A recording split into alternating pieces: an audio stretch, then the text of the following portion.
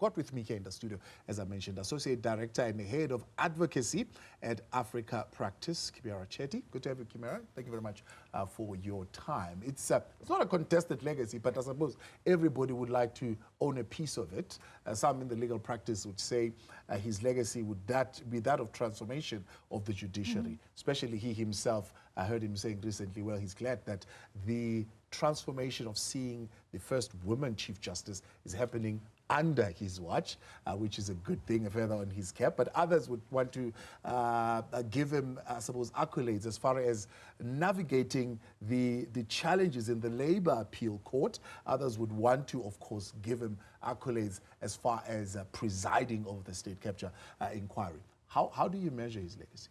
Well, first of all, good evening, Thabo, and thank you for having us, and good evening to your viewers. The short answer is all things can be true. I think Justice Zondo's legacy is one that spans the entirety of his time in practice, in labor, and really the weight of that experience that he brought to the court. He's known to be an exceptionally hardworking judge. I think we heard earlier some of the interviews, just the sheer number of judgments Judge Zondo penned, but also the time that he was called away from the court, right, to sit with the State Capture Commission. And we really do recognize him for that work. It was, I think, unprecedented, not only for our democracy, but just, I think it laid bare, as we heard Shamila Batoy from the NPA say, of just what happened during that time, during the executive, and the role the commission had to play. And the leadership of Justice Zondo is, yeah, it's nothing to sneer at. That was a lot of work. But also within the court, and in the role Justice Zondo played for the administration of the court and as head of the court, and by extension also as head of the judiciary, which the Chief Justice plays. All of those different accolades and achievements, I think, are what we'll hear being remembered tonight and celebrated. But I'm also interested to hear then what's the legacy going forward and what the continuation is for incoming Chief Justice Maya. It is a huge moment not only for the country.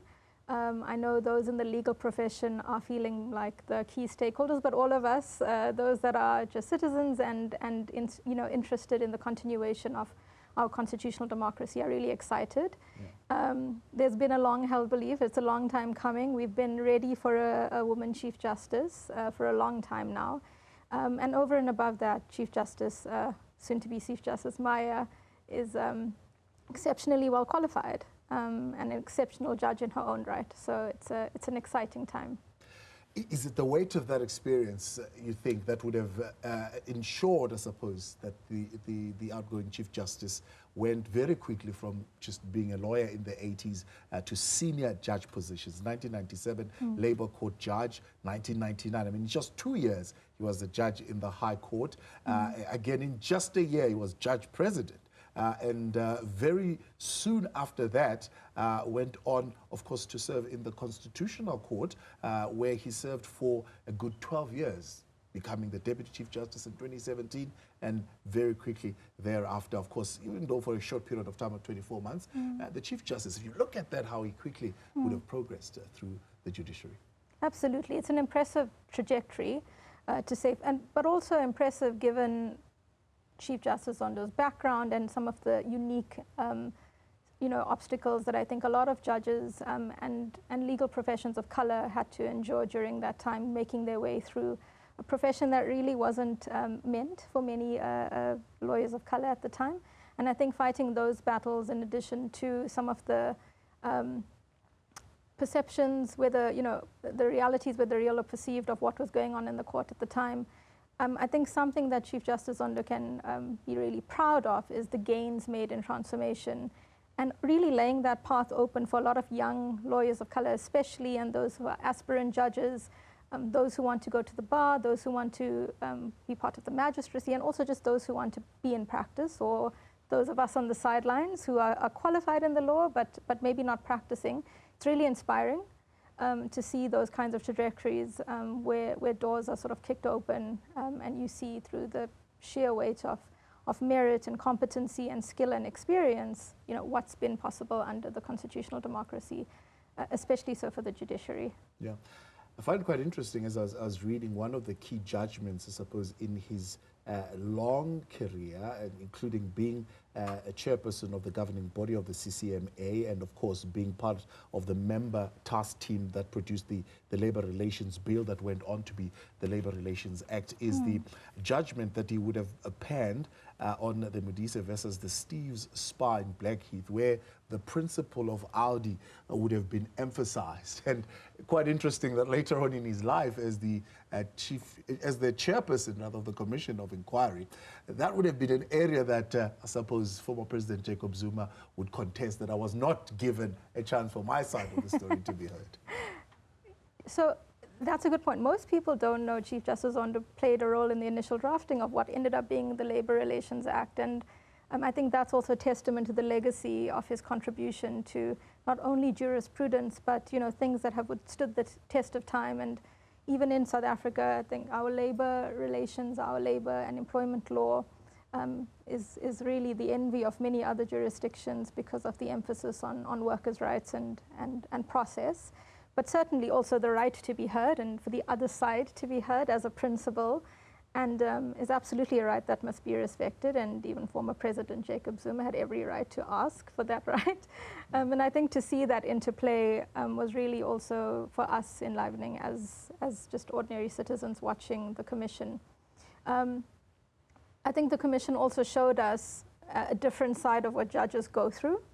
Very often, I think they're made to be almost these demigods that have all the wisdom of what ought to be the correct, decision. But I think that process for Judge Zondo as well was really instrumental in showing that can be quite a difficult, sometimes fraught exchange as you're trying to manage a process that really there were no guardrails for. We were entering into a new kind of commission of inquiry with state capture. Just in terms of the subject matter even. So yeah, that definitely would stand in favor of his legacy of how he handled some of those things. President Cyril Ramaphosa, when he was announcing him as Chief Justice, would have said the position of Chief Justice carried great responsibility in our democracy, and as the head of the judiciary, the Chief Justice is a guardian of our Constitution and laws adopted by the freely elected representation of the people. The Chief Justice stands as the champion of the rights of all South Africans and bears responsibility for ensuring equal access to justice, and I have confidence that Chief Justice will acquit himself, I beg your pardon, with distinction in this position. Did he do so? I think so. I mean, it's a difficult position to be in when you are not only head of court, but as you've just explained, also head of constitutional governance, right? So head of judiciary is really the thought leader. So the intellectual leader, so to speak, of the legal and judicial profession. And it's heavy is the head that wears the crown, we know that. But I think carrying himself with distinction is something Judge Zondo will be remembered for. There's a lot of focus on the role he played in the State Capture Commission, but also within the court, a big fight that was at the feet of Judge Zondo was getting the processes right, the institution of courts. There's a long-standing issue of incapacitation from a resource point of view, from a budget point of view. We know that Judge Zondo tried very hard to try to sort of distance the Department of Justice from some of those oversight functions. They didn't win that. It's going to be interesting to see if incoming Chief Justice Maya carries on that journey. We know it's an important priority for her as well. But the court is, fundamentally dealing with an increase in workload and a reduction in capacity. And we don't always hear about the work Judge Zondo undertook in trying to get the administration of the court right. But it's a huge part of the job.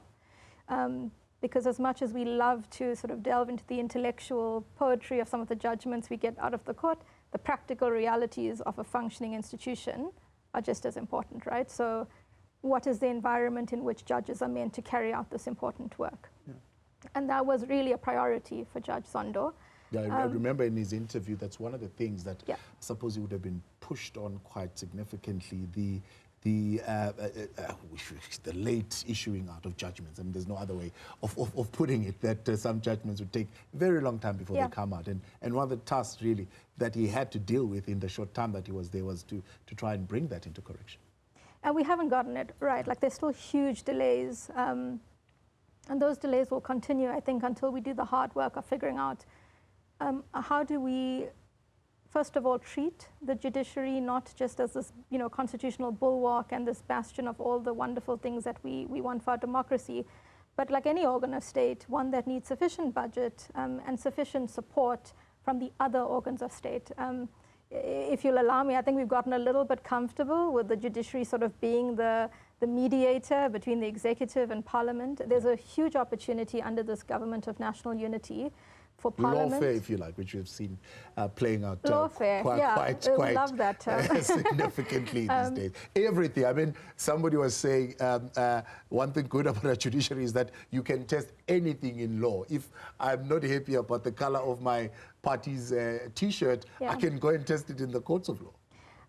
Within reason, right? I think what was interesting under Judge Zondo's tenure is we did see the court sort of navigate and continue to navigate its identity on what it will entertain and what it won't. There's a term called political justiciability, which is sometimes you'll hear the court say we can't entertain that question. It crosses, the boundaries of separation of powers, which is a concept that seeks to sort of achieve a balance of independence between the organs of state. Sometimes the court has waded into questions where they felt very political, and you saw, academics and analysts and those in the legal profession find the court to be quite interventionist and overstep in some instances. I think we as a country were in a really difficult time overall, and the court was not insulated from some of those difficult questions of, can we deliberate on this? Can we, issue a pronouncement? I think for incoming Chief Justice Maya going into this new administration, this will continue to be something that she will have to, as a leader of the court, also deal with, a question of what is appropriate within the confines of the law. And the court also sticking to its own jurisprudence, right? In law, we have precedent, which is the decision that came before that guides how courts approach its legal reasoning. And so there's huge opportunity for the courts to be tested again and for those boundaries to be pushed. We're seeing it already with some of the theatrics going on in Parliament. And remember, Parliament is the institution that's meant to be supporting the court also in helping it get those budgets and in its oversight role. Yeah. So. Interesting that you bring that up. The playing in the political arena of the judiciary, and whether or not that would have been a successful thing that has been done not only by Chief Justice Raymond Zondo but also his predecessor, in terms of sometimes the comments that they would have made outside of the courtroom. He himself would have been criticized at some point for holding a media briefing to protect, really to come to the defense of the judiciary. I think there were very real moments that the judiciary was under attack. And I think we all saw that play out. One of Justice Zondo's priorities was also to sort of regain credibility in the Judicial Services Commission, really because of the circus that some of the interviews had turned into through the attacks from politicians who were participating in those processes and leveling base accusations that were personal in nature, really just insults. And I think the undermining of the credibility of the JSC maybe forced the hand of some judges to feel like they needed to protect the integrity of the institution. The independence of the judiciary is something that's served us in many instances, but it's definitely a fine line of when you start to then wade in all-out counterattacks. I think that's a balance. But certainly I think that preoccupation with just instilling some integrity in the body that's meant to be appointing our judges was an important priority for Justice Zondo. And so this is also something that is a little bit less sexy than the State Capture Commission, but equally a huge part of what he had to undertake. Certainly, indeed. Shamila Batoy, not wanting, of course, to be the one that speaks foul of the judiciary as the head of the NPA, but there are many instances where cases would have then had to be struck off the roll at the court, and she's saying, well, all stakeholders need to play their role. Well, we saw what happened to the NPA, right, before this this new administration, and the NPA was one of the institutions that was decimated. Because Justice Maya, I'm told, has just gone to the podium. So